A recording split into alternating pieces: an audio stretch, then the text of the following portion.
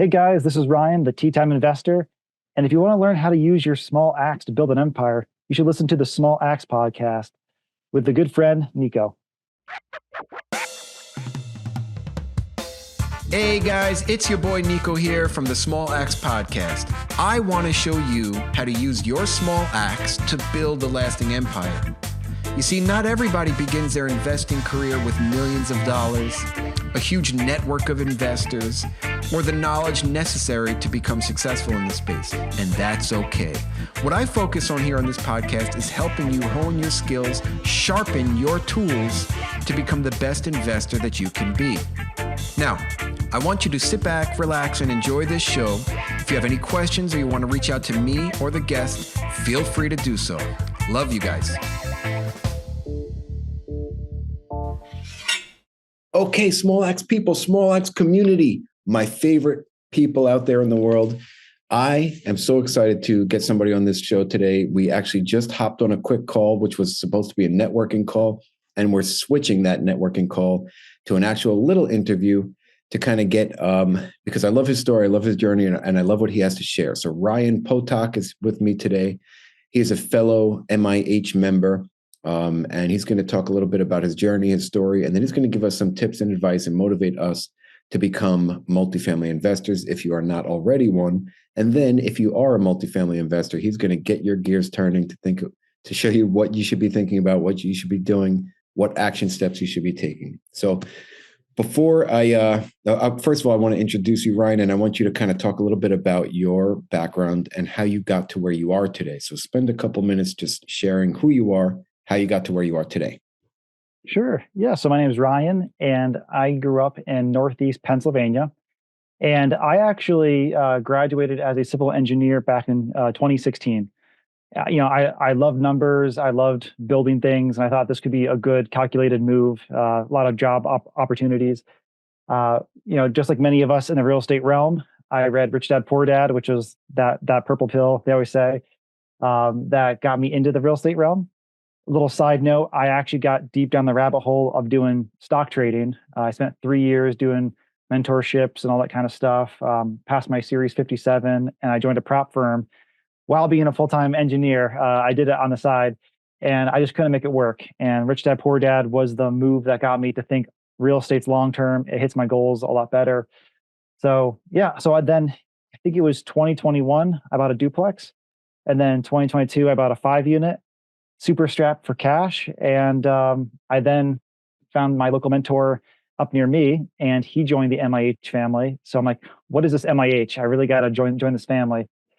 Joined in 2023, and it's been a whirlwind ever since. I sold my duplex and I JV'd with a few people on an 8-unit, actually about a month ago. I am on another team called Beyonder. I'm helping them find leads for RV investing. And one of my bucket list goals in life, there's a lot here. One of my bucket list goals in life is to invest in golf courses eventually. And I almost closed on a golf course locally, but there's a few things I was trying to figure out, and the golf season was coming up here. So I actually backed out of that one. But MIH was a big turning point. Oh, Ryan, this is so cool, man. Thank you so much for sharing. What about why golf courses, man? Yeah. So, golf is one of my true passions, and it's one of those things where I like to reflect all the time on my big picture goals, and if money wasn't a thing, what would I be doing? And if I had all the money in the world and I had no W-2, I would be out there golfing all the time. I just love golf. I grew up playing with my Nana and my mom, and just being outside. It was just a fun strategy game. So when I joined MIH, it was one of those things where I was talking to another MIH member, and we were talking about long-term goals, my brand, the Tea Time Investor, and because I'm trying to mix golf with real estate, my passion with real estate, and the goal is to how can I fund my passion of golf? How can I go travel around the world and play more destination golf courses? Well, by investing in real estate, you can have the cash flow to fund these fun trips. So that's kind of how the brand started. And how I ended up going towards buying a golf course, is getting towards that goal, was one of my limiting beliefs was you had to be, a lot older to own a golf course. But then I realized it's just real estate.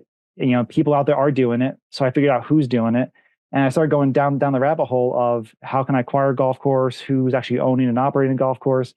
And just like any other real estate or business, there's a process. There's a lot of things that can make a golf course profitable, but it's a very niche strategy that not a lot of people are talking about. So I'm still learning. Again, I only had that one deal I was going after, but I learned a lot of lessons. So yeah, it's been great so far.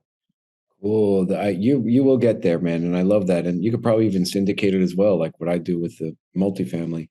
Talk a little bit about that 5 unit. Yeah. So the 5 unit is a triplex and a duplex. It's in Scranton, so it's next to me, and I found it on the MLS. And I know a lot of people say sometimes when you buy things on the MLS, it's overpriced.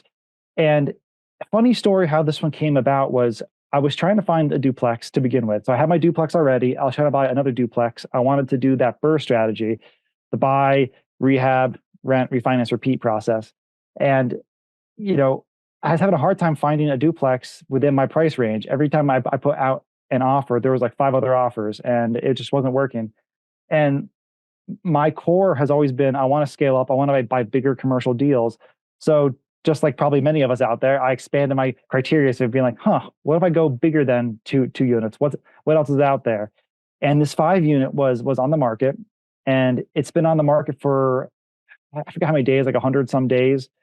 Uh, but the story behind it was actually under contract already. They got the inspection report, this and that, and the buyer backed out. So when we came in, I guess it was just relisted like a day or so later. So when I saw it, it was kind of by chance. And there's only 5 pictures out there. And some people say, oh, 5 pictures are definitely hiding something. But I'm like, you know what? What if it's one of those things where it's just a bad realtor who posted it and this is actually a golden gem? So the next day I went out there with my realtor and we walked every single unit, and our jaws dropped because it was fairly turnkey, but the dollar per unit price was a lot lower for the market. And I said, what is wrong with this place? Like, why is it not taken? Um, did we stumble across this perfect gem here? So we got the inspection report, reviewed it. There were no red flags. Nothing stood out as why they backed out. It was just somebody backed out because they either got cold feet or their financing fell through something. So I actually locked up pretty fast. And keep in mind, I didn't have a lot of capital on me, so it was one of those things where I just locked it up, and I was like, I'm going to figure it out. I sold some stock and moved some things around. I used some business credit to help liquidate to get my money for the closing, and yeah, I closed on it. I had one unit turn since I bought it, which was a year or so ago now. The average rent from all five, or the total rent out of all 5 units was, I think, 2,700 a month. I'm currently at 4,090 a month. So Oh my God. the average rent was like 500 a month or something per unit, whatever it equals out to be. So the value add there was increasing the rent, and there's still a lot of upside. Still, there's 2 tenants that are long term that I didn't want to push out. So yeah, it's been a great property. Right, Ryan, this sounds epic, man. And you did it all by yourself with your own money, basically. You pulled strings and made it happen. Now, tell me a little bit. So they're in Pennsylvania, I'm assuming. These Yes. properties. Tell me a little bit about what, as an investor, like my market is Florida, and I worry about flood insurance. What are there anything that we should be thinking about when investing in Pennsylvania? Yeah. So in Pennsylvania, there are a lot of older homes. I will say that you're going to stumble across homes that look nice. Maybe they're lightly turned already. People might want to buy a turnkey property or buy a value add, but there's a lot of basements that have the stone foundations where maybe there's a little bit of water and moisture. So I think it's critical when you're looking at these properties is it may look nice on the outside or even on the inside of the units, but really look at the basement levels. Is it a stone basement? Did they just throw up new siding? One of the tricks I learned from a inspector locally was when you're walking a property, try and open up windows, because if a window jams and it doesn't open up, it could be because the foundation's settling, so the windows jarred a bit. That could be something to look for. But yeah, I mean, in this market, it's a great market. I would say Scranton and Wilkes-Barre, PA, is a cash flow market. It's been a most recent price swings and all that. For example, when I bought the duplex about 3 years ago, I bought it for 90,000, which then at that point I thought I overpaid for it. But with the COVID bubble and all that, prices went up. I sold it for 140. Wow. to a cash buyer. So it would have sold for a lot more. So, but yet things are still cash flowing. It's still a good cash flow market. So, but things to look out for, yeah, I would just say the foundation. That's probably one of the bigger items up here. A lot of older farm homes in this market. Cool. Ryan, do you, is that your target market? Are you expanding? Do you look anywhere else? And are you going to take on team members moving forward? Yeah, so this market is primarily my target market, mainly because as you're starting out, they always say start nearby, so you can actually see the property. And when you're trying to get onto other teams, you want to add value somehow. And for me, being fairly new within a few years, the most value I could bring is being nearby, being able to pop into the property, help out with the rehab if need be. I can meet up with brokers locally, and just knowing all the side streets. Like this market, I grew up here, so someone from the outside looking in might be like, "Well, why would you invest in Wilkes-Barre or Scranton? Like, why not Florida, for instance?" And but me knowing the area, I can tell you exactly which streets are better areas, and I know the cities in my area. Like these two cities are the booming areas. If you go outskirts of the cities, like half an hour north or west or something, like it becomes really rural and it's not gonna appreciate. So I just wanted to add value to future team. And I mentioned it earlier. I am on a joint venture with my mentor locally, and the goal was to get on their team. And I do want to get onto more teams. I've learned from being on the MIH mastermind that, why be the only person struggling throughout the whole deal? Why not share responsibilities, find people that complement you, and scale up? So, yeah.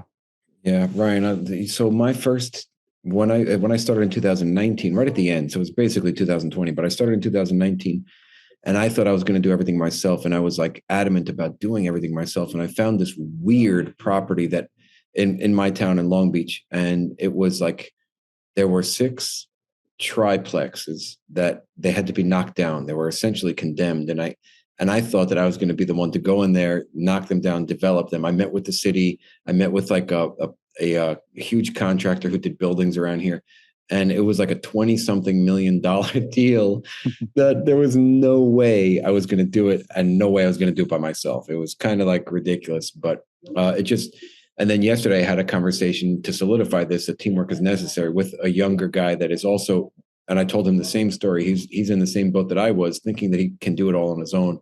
And I know that we want to, but in the end, when you're actually operating a deal, you don't want to be on your own. You want to have partners that are doing it with you to pick up the slack, so you could do more deals and do more deals together.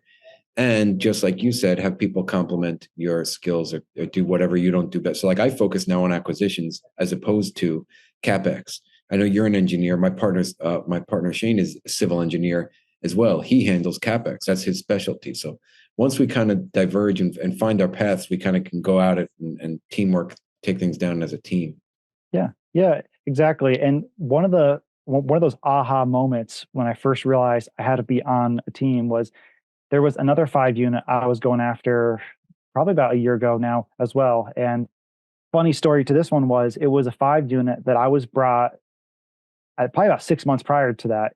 I was on Bigger Pockets. I was on one of the forums, and this guy had a 5 unit near me, and same scenario. I think it was a triplex and a duplex. And I was like, no, I don't have enough money. I can't close on it. All the limiting beliefs that you believe all the time. And so I passed on it. 6 months go by, and my mentor locally, he sent me a property to practice underwriting, and it was that exact same property. I'm like, in 6 months, I've developed so much more since then. I'm like, let me underwrite it. And with all the skills that I've learned so far with the underwriting, I ran the numbers. It seemed to make sense. I then walked the property, and long story short, there was a cash buyer that came in, and he was offering cash, 14-day close, all that kind of stuff. So I'm on the phone with the mentor, and I'm like, hey, like, if you guys want this property, like, I'm not sure what we could do here. Do we have proof of funds? Like, I don't have the cash. Like, I don't know how to make this thing work. And within 5 minutes, they got on other phone calls, and they got people to show proof of funds for cash to close. And I realized, just being on a team, they could find funds just like that. So that was one of those aha moments of like, I can close any deal if I have enough people in my network who have the capital or have the means to close. We didn't end up getting it, but just that moment there, that was a true proven point there that it actually could work. Um, so then after that, my next deal, I knew I was going to go in with other people. I said, I want to spread my abilities across the project with other people's abilities. So I am primarily working as a deal finder these days, trying to bring those guys deals because I like talking to people. I love connecting and building relationships. And it's funny because being a civil engineer, you would think I love numbers, and I do to some extent. But I am very much a big picture kind of guy. If it makes sense, I believe in it, I'll jump in. Uh, Whereas my partners, they're very much calculated and they can raise money. And so if I find the property, I know that we can close on it with us three. So Who are these guys? Do I know them? yeah, so I always called my mentor, my unofficial mentor, Michael Duguay. Oh, yeah. He Okay. so he when I and this is actually a good story too for all those newbies out there who want to get started. You'll probably find this enjoyable. I was at my W-2 and I was like, okay, I want to invest in real estate. I want to take more action. So I just Google searched real estate investors near me in Google Maps, and Michael's company popped up, and he was 15 minutes from my house, and I'm like, let me give this company a call. And when I called him, he was kind of shocked that I called, and I explained that I want to buy him drinks, I want to learn real estate. So yeah, so we had like a 2 hour beer tasting session, and he knew so much about real estate that I told myself, okay, after this dinner, I'm not going to come back to him until I prove that I'm actually taking what he said and apply it. So that's when a year went by, and I bought the duplex way back when. So in a sense, he was a mentor to me, but it wasn't like I paid him or we had any kind of official coaching. It was just I want to learn real estate. Can I buy you a drink? So anybody out there who's new, that's a very good first step. You'll be surprised at who you could talk to. Dude, this is such a cool story. So I actually got I love Michael and Lindsay. If people don't know them, they're the husband and wife dynamic duo. And I got my dog from them. Did you know that? Did you really? Dude, so this was in like November. It was November of 2022. And I was like, me and my daughter were looking for a dog. And I just put it out there on Facebook. I said, hey, just so you know, people, I'm looking for a dog. And all of a sudden, Lindsay called me. She was like, Nico, 2 days ago or something, or a day ago, one of their tenants got put in the jail and it's not coming out of jail. And they had a dog. They weren't supposed to have a dog. They had no idea that there was a dog in there. And they were like, all right, now we have this dog. And the pounds won't take him. Like they couldn't get rid of him. So I said, I'm going to come check him out. And it was 11:11 when I got him. And the phone call happened on 11:11, oddly enough. And I took a screenshot of the picture of me calling Lindsay at 11:11 on 11:11, which happens to be my daughter's great grandmother's birthday, who she's named after, 11:11. And, Okay, and wow. the universe just worked out. So I went down there, I drove down there, and I looked at this dog. He was tremendous, first of all. I was like, oh my God, this thing is huge and scary. And I ended up just taking him on a whim. And thank God he is a beautiful, wonderful, very well trainable and awesome dog. So Yeah. Well, it's crazy how I've come to learn that the biggest skill you could learn is just networking. Networking, anything you want in life comes down to networking. It's who do you know? And like I said, all my success so far is because I reached out to Michael, and then of course that led to years later joining them on the eightplex. So it's just talking to people and networking, share it with people your vision, what you're looking for, and um, try and visualize strong what you want, what are your goals, and somehow or a way the universe has a way of bringing it back to you. So yeah. cool. I believe it, man. Ryan, earlier we were talking a little bit about your blue ocean strategy. Can you kind of expand on that?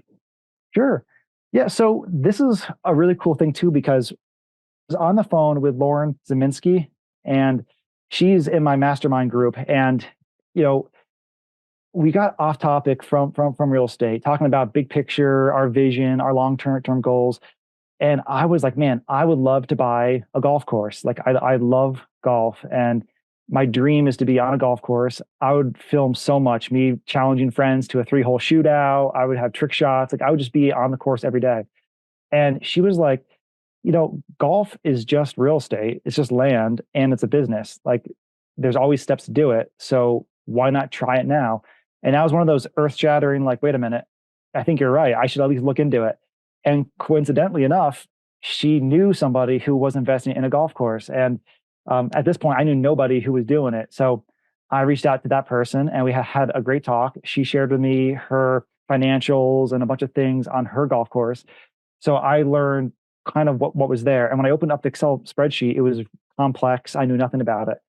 But what he said was there are golf course management companies that manage golf courses, just like how property managers manage rental properties.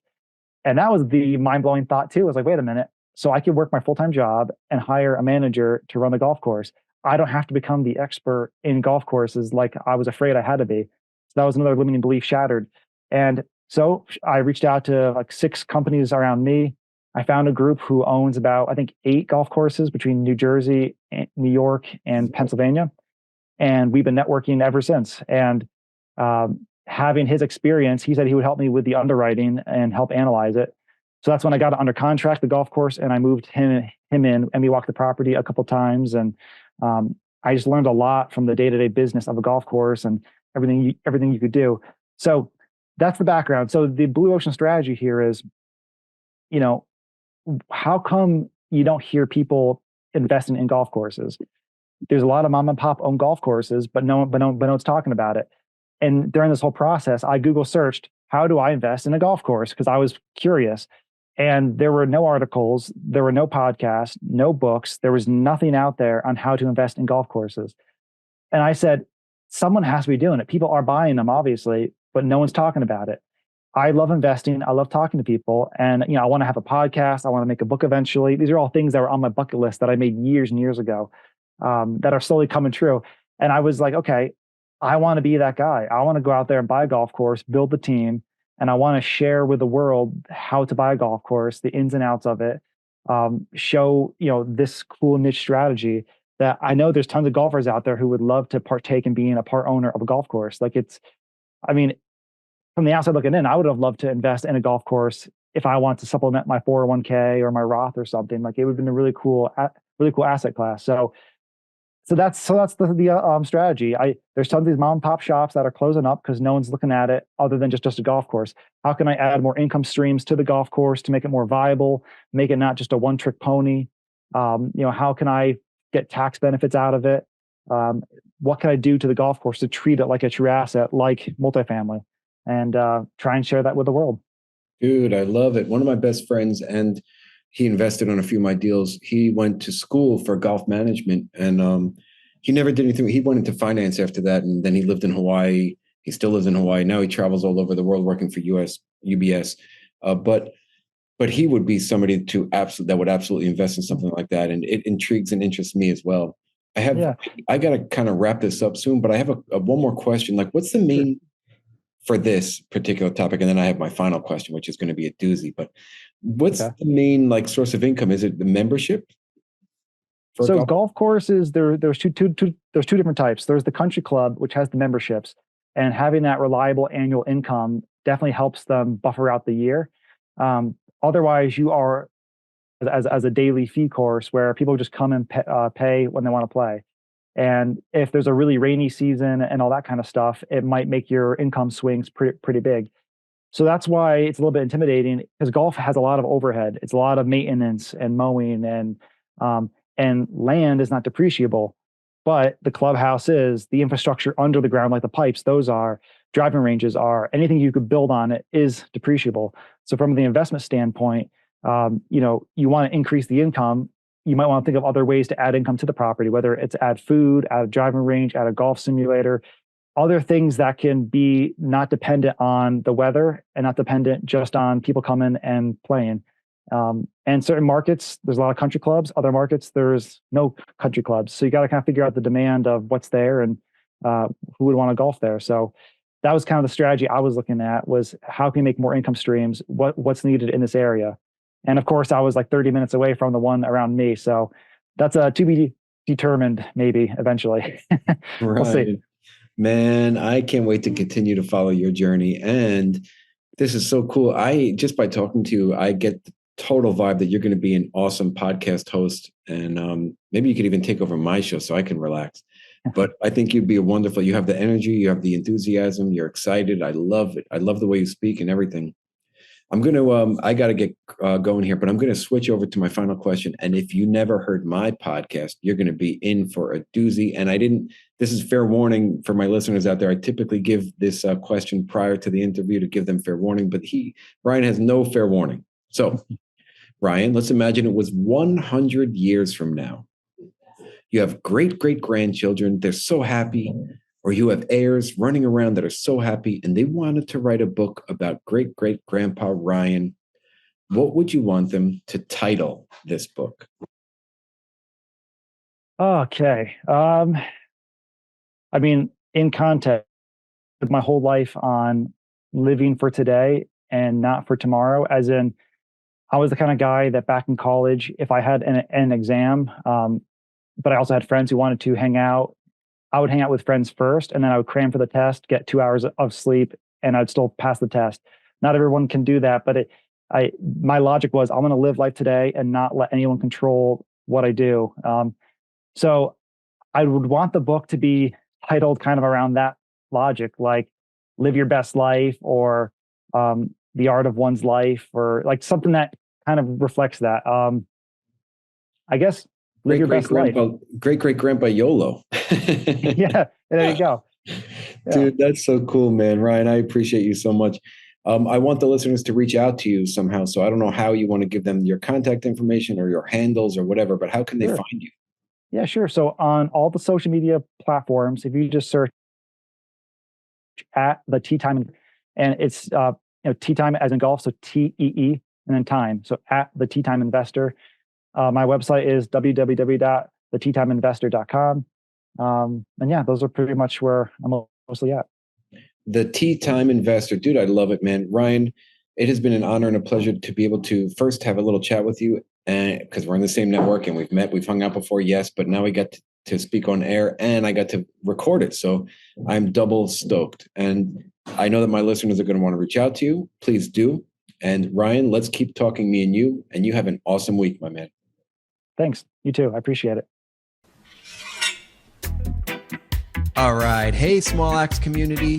I would like to say thank you for listening to another episode of my podcast where we show you how to use your small axe to build a lasting empire. Now, if you liked what you heard, it would mean the world to me if you would subscribe, leave a 5-star rating, and write a review. Also, if you want to get in touch with me, go to my website at smalaxecommunities.com. Book a call with me. And until the next episode, keep sharpening those axes.